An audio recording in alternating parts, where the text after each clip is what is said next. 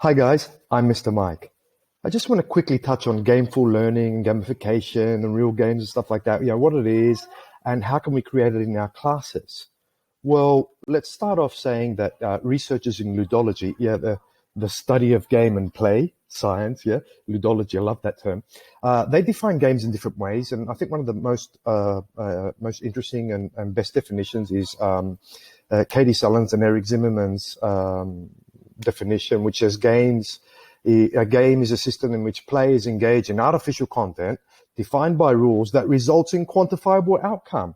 And I thought, yay, look at this guy. He's in a state of flow. And we'll talk about that later. So, but isn't school a game? University of Michigan professor Barry Frischman, he studies games as modes of learning or for learning environments. And he says, well, school is a game. It's the manipulation of a behavior, and it's just not a very good one. Because if you really think about it, students, the players, engage with teacher-created tests, assignments, and presentations, artificial content, designed by rubrics, rules, that is, that result in grades, which is quantifiable outcome. So, moving on, there are three ways you can approach gamification or games in classrooms. One is through the use of educational games, real games, the second one, and gamification. So for me, it's not really, educational games isn't really the study of gameful learning, because it's just about playing these games that are really worksheets in disguise. And this has got the spinach cake with chocolate ice cream sort of thing. So these are really cool tools, but really they're just something temporary that evokes a different way of doing the same thing. Another area of study is through ludology, and ludic language pedagogy is actually a field, and they say that you should use real games like Among Us and Minecraft, or board games and various other games that through gaming and through experiential learning, they pick up the language or have a better communicative competence. Another area is obviously gamification.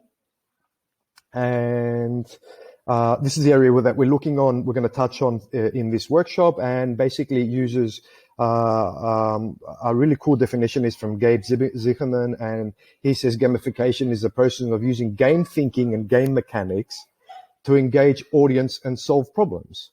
So game thinking, we have to have a look at that. Game mechanics like points, badges, and leaderboards to engage audience through narrative and solving problems. So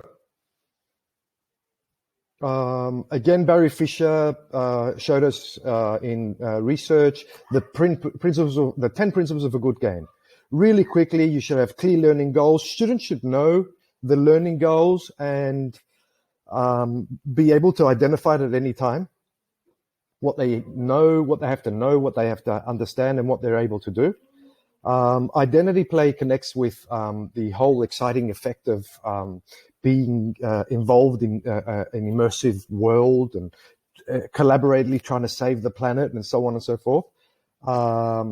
Embedded assessment, a good game continuously gives you feedback on how you're going and makes you retry and shows you what you have to do to increase the power or the level and so on.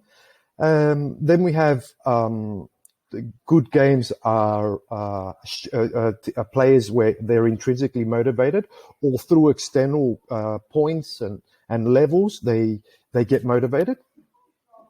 Good games support autonomy, where the game player has a choice in where they want to go. Obviously, it encourages belonging through communities and maybe connecting with other players and stuff like that. Supports competence. And I think this is a feeling of being able to being in the right state of not too difficult, not too easy, to be challenged. Productive failure. This is something schools don't do. Schools start off with every student has 100%, and they work down as they make mistakes, whereas games start from zero and they work up. encourages exploration. We all know that good games do that. And it allows for practice and reinforcing. Yeah, try and try again and increase levels. So that's it for now. I hope you liked it.